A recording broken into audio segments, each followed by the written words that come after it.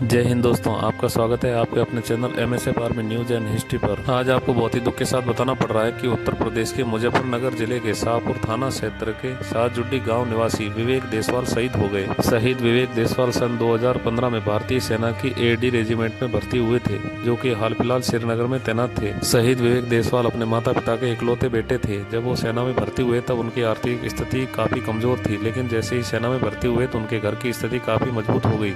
पूरा घर का कार्यभार उनके ऊपर ही था। आपको बता दें कि शुक्रवार को श्रीनगर में हुई आतंकवादियों के साथ मुठभेड़ में उनके सिर में 6 गोली लगी और वो देश के लिए शहीद हो गए। उनकी माताजी का देहांत इसी साल अप्रैल में हुआ था, जब वो छुट्टी आए थे और अपने माताजी का इलाज करवाया था, लेकिन वो माताजी को नहीं बचा सके। शहीद विवेक देसवाल की शादी 7 साल पहले हुई थी। उनके 2 बच्चे हैं, 5 साल का लड़का और 3 साल की बेटी है। वो अपने पीछे पिता, पत्नी और 2 बच्चों को छोड़ गए। दीपावली के दिन छुट्टी तो नहीं आ सके, लेकिन जब परिवार वाले पूजा कर रहे थे तो उन्होंने वीडियो कॉल किया था और पूरा दृश्य वीडियो कॉल में देखा था। उन्होंने पिताजी को गोवर्धन पूजा करने का समय भी पूछा था। बताया था, जब आप गोवर्धन पूजा करोगे तो मैं वीडियो कॉल करूंगा। गोवर्धन पूजा के दिन भी रात लेट तक परिवार वाले इंतजार करते रहे, लेकिन कॉल नहीं आया तो उन्होंने पूजा कर ली।